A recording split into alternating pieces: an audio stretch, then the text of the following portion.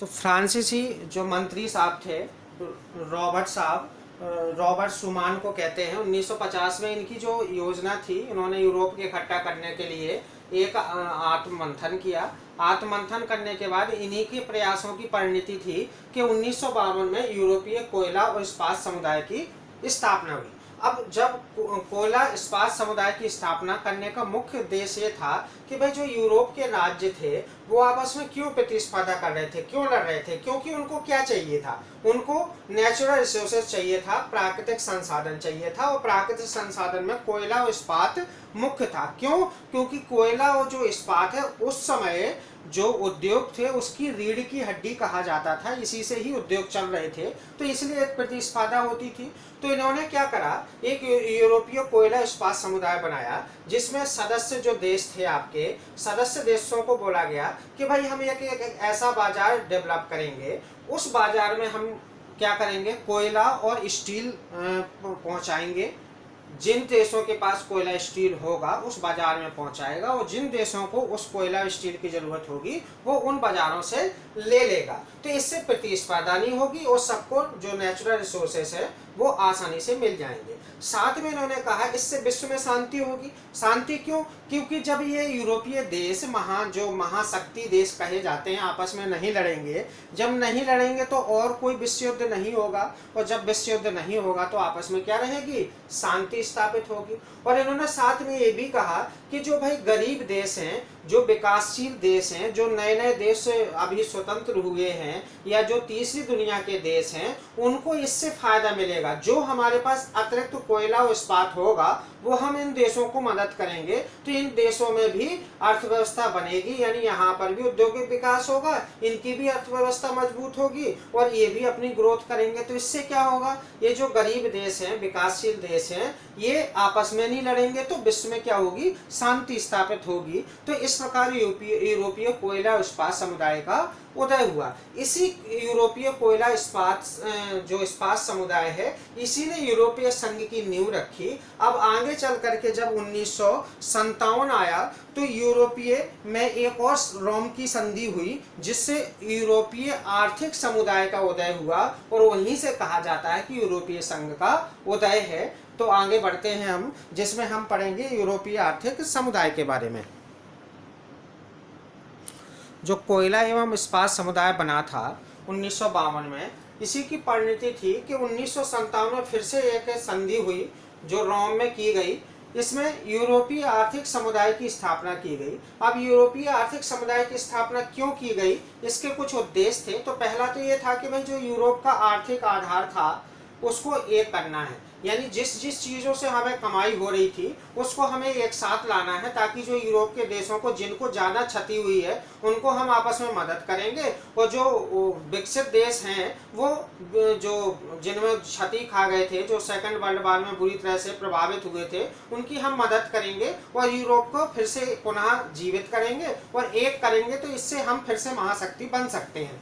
दूसरा क्या था कि भाई जो उद्योग और कृषि क्षेत्र में ऐसा बाजार लाएंगे कि आप अपने उद्योग के जो भी उत्पाद हैं या कृषि के जो भी उत्पाद हैं उस बाजार में आप बेचें, और आपके जो उत्पाद हैं आप उस बाजार में लेके आए। यानी हर एक देश अपना उत्पाद एक कॉमन बाजार में लाएगा, वहां पर विक्रेता भी होगा और क्रेता भी होगा, तो आसानी से सामान बिक भी जाएगा और आसानी से सामान मिल भी जाएगा।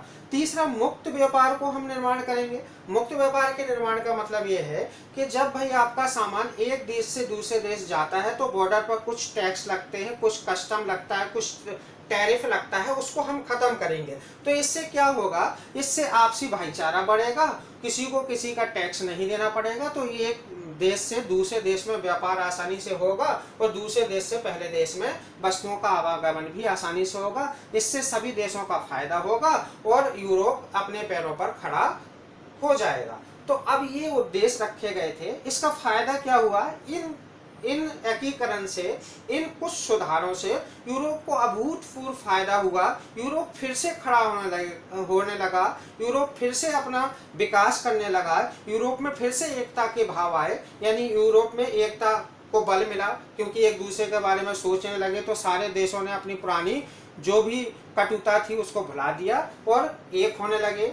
यूरोप अब आत्मनिर्भर बनने लगा। जैसे वो पहले स्थिति में था, वर्ल्ड वार सेकेंड से पहले की स्थिति में था, अब उसी स्थिति में यूरोप धीरे धीरे लौटने लगा। यूरोप में जो कई आर्थिक समस्याएं थी, एक देश की दूसरे देश से झगड़ा था, कभी जमीन को लेकर के, तो कभी संसाधनों को लेकर के, तो कभी समुद्र पर कब्जा को लेकर के, इनको भी बैठ करके आपस में समझ करके कूटनीतिक तरीके से उसका निराकरण किया गया।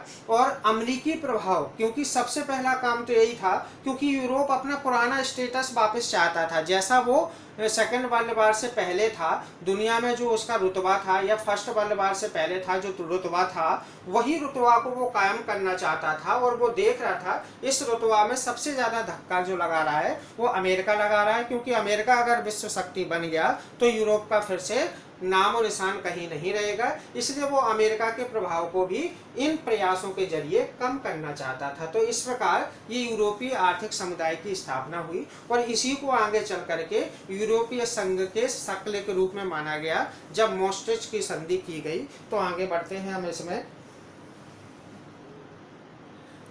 अब हम अगर यूरोपीय आर्थिक समुदाय के बारे में देखें तो यूरोपीय जो आर्थिक समुदाय था उसका विस्तार धीरे धीरे होने लगा और नए नए देशों का इसमें प्रवेश होना आरंभ हो गया, क्योंकि इसके फायदे यूरोप को दिखने लगे।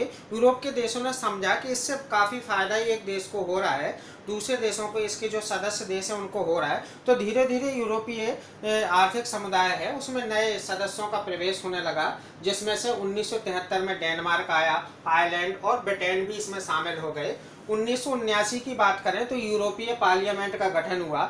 यूरोपीय पार्लियामेंट के गठन होने से अब यूरोपीय जो देश है वो राजनीतिक रूप से भी सुदृढ़ होने लगे थे। अब उनकी राजनीति विश्व फलक पर धीरे धीरे दिखने लगी थी, यानी अब दो ध्रुवीयता का जो प्रभाव था वो उन पर ज़्यादा अधिक नहीं था, क्योंकि यूरोपीय संगठित हो रहे थे, एकीकृत हो रहे थे और आर्थिक रूप से मजबूत हो रहे थे। 1981 की अगर बात करें तो यूनान यूरोपीय आर्थिक समुदाय में शामिल हो गया। 1986 में स्पेन और पुर्तगाल हुआ, और लास्ट में जब 1990 में सोवियत संघ का विघटन हुआ, यानी सोवियत संघ रूस का विघटन हुआ, इससे जब पूर्वी जर्मनी और पश्चिमी जर्मनी जो था वो एक हो गए, और पूर्वी और पश्चिमी जर्मनी जब एक हो गए तो जो पूर्वी जर्मनी था वो भी यूरोपीय संघ का सदस्य बन गया। तो इस प्रकार अब 12 सदस्य यूरोपीय संघ के जो यूरोपीय आर्थिक समुदाय थे वो 12 सदस्य थे।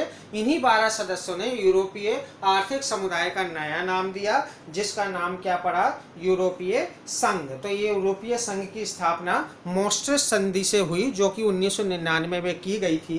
तो maastricht कौन थे? जो maastricht साहब थे वो maastricht जो है एक अंतर्राष्ट्रीय समझौता होता है। उसी maastricht का समझौता का मीनिंग ही है, maastricht का मतलब है अंतर्राष्ट्रीय समझौता, और यहीं से यूरोपीय संघ या EU यूरोपीय यूनियन का विकास होता है। तो maastricht संधि को देखते हैं वो क्या थी और इसमें किन किन बातों को रखा गया था। तो वर्ष 1992 में maastricht संधि लाई गई। maastricht का मतलब होता है एक अंतर्राष्ट्रीय समझौता, लेकिन यहाँ पर एक और मीनिंग है इसका। ये जब जनरली डच शहर में हुई थी, maastricht के डच शहर में हुई थी, तो तब भी इसको maastricht संधि के नाम से जाना जाता है। इसमें 12 सदस्य देशों ने आपस में हस्ताक्षर करे थे, और यहीं से यूरोपीय यूनियन का या यूरोपीय संघ का निर्माण हुआ था। कई जगह 1999 भी बोला जाता है, लेकिन एक्चुअल में 1952 है। और ये जो संधि है 1953 से प्रभावी हो गई थी। तो इस संधि में क्या उद्देश्य थे, यानी ये संधि क्यों करी गई थी, क्या बातें रखी गई? तो इसमें बातें रखी गई कि भाई जो हम 12 सदस्य देश हैं उनका हम और ज़्यादा सहयोग करेंगे। अगर और राजनीतिक सहयोग चाहिए तो वो भी देंगे। अगर आपस में कोई कटुता है, टकराव की स्थिति है, राजनीतिक स्थिति है, कोई सामाजिक स्थिति है या कोई सांस्कृतिक स्थिति है, तो उसमें हम आपस में बैठ करके सुलझाएंगे और आपका सहयोग करेंगे। अब ये सहयोग आर्थिक रूप से भी करेंगे, सामाजिक रूप से भी करेंगे, और आप अगर कोई पिछड़ा हुआ देश है तो उसकी प्रगति में हम आपका योगदान करेंगे। जो देश विकसित हो गए हैं या जो रिकवर हो गए हैं, जो सेकंड वर्ल्ड वार में बुरी तरह से क्षतिग्रस्त हुए थे, अब उन्होंने उन्नति कर ली है, तो वो उन देशों की मदद करेंगे जो अभी पूरी तरह से विकसित नहीं हो पा रहे हैं या जिनमें अभी भी क्षतिपूर्ति नहीं हुई है। और तीसरी इंपॉर्टेंट बात ये थी कि भाई हमारे जो 12 सदस्य देश हैं, उन 12 सदस्य देशों के जो नागरिक होंगे उनको हम यूरोपीय संघ के नागरिक बोलेंगे, अलग अलग देशों के नागरिक नहीं बोलेंगे। इससे फायदा क्या होगा, एक एकीकृत नागरिकता बनेगी। एकीकृत नागरिकता होने से भाई आपके जो नागरिक हैं वो इन 12 देशों में कहीं भी घूम के आए, और 12 देशों के नागरिक हैं आपके देश में भी कहीं भी घूम के आए, कोई वीजा पासपोर्ट लेने की जरूरत नहीं है। इससे संस्कृति में भी बढ़ावा मिलेगा, इससे रोजगार के नए अवसर आएंगे, इससे बाधाएं हटेंगी, इससे कटुता कम होगी, इससे मित्रता बढ़ेगी, और इससे क्या होगी, एकता की भावना जागृत होगी। ये सबसे अच्छी बात थी। अगला क्या था, संधि में एकल मुद्रा, यानी हम इन 12 देशों ने एक मुद्रा को स्वीकार किया कि उस मुद्रा का नाम था यूरो। इसको स्वीकार किया कि भाई अब हम आपस में जो भी व्यापार करेंगे वो इसी मुद्रा से करेंगे। और ये मुद्रा यूरो क्यों लाई गई थी, क्योंकि जो ब्रिटेन वुड्स प्रणाली चली आ रही थी उससे अंतर्राष्ट्रीय मार्केट में उतार चढ़ाव चल रहा था, और उतार चढ़ाव चलने के कारण कभी चीज़ों का रेट बढ़ जाता था तो कभी वस्तुओं का रेट डाउन हो जाता था।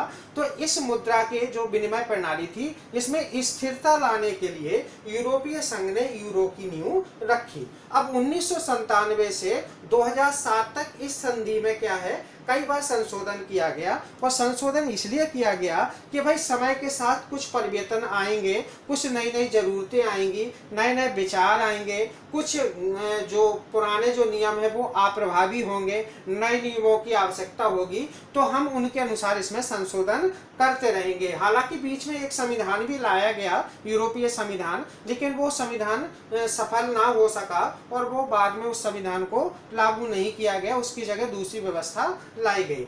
अगर हम वर्तमान की बात करें तो यूरोपीय संघ में 27 देश हैं, पहले 28 देश थे जिसमें से 27 ही बचे। 31 जनवरी 2016 को एक जनमत हुआ ब्रिटेन में, और ब्रिटेन में जनमत होने से ये घोषणा कर दी गई कि ब्रिटेन यूरोपीय संघ से अलग हो जाएगा, और फाइनली इसको 4 साल लगे अलग होने में। 31 अक्टूबर 2020 को ब्रिटेन यूरोपीय संघ से आधिकारिक रूप से क्या हो गया, अलग हो गया। तो ये थी यूरोपीय संघ के बनने का इतिहास। अब हम आगे बढ़ेंगे, यूरोपीय संघ का क्या और उद्देश्य है, यूरोपीय संघ ने वर्ल्ड व्यवस्था को कैसे परिवर्तित किया, कैसे वैकल्पिक केंद्र दिए सत्ता के, इसके बारे में हम अगले वीडियो में समझते हैं।